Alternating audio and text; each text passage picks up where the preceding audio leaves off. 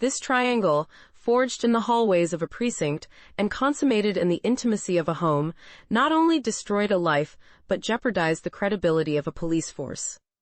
The betrayal among uniformed colleagues elevated the case to a level of public and media shock.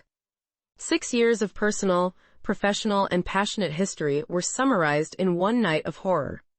The alibi was already written. Pedro had left. But fate and the killer's recklessness would soon reveal the truth, a truth far more terrible than any voluntary disappearance. The countdown to the discovery of the burned vehicle had already begun. The silence that followed Pedro Rodriguez's murder on the morning of May 2, 2017, was deafening. For Rosa Perel and Albert Lopez, the immediate priority was not guilt or repentance, but the impeccable execution of their alibi.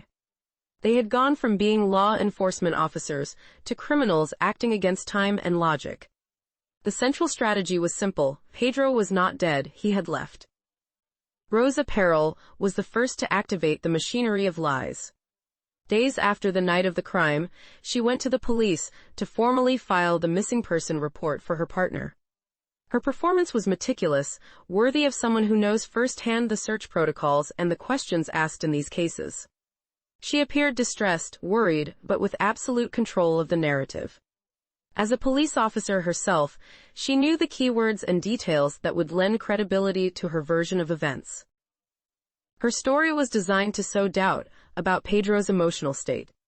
She claimed her partner had been experiencing a severe personal crisis. She mentioned recent arguments, growing tension in the house, and above all, insisted that Pedro had made the decision to leave, abandoning his job and his life without explanation. This type of narrative, a voluntary flight due to personal problems, is common in missing person cases, and while it doesn't stop the search, it slows it down by reducing the initial perceived risk level.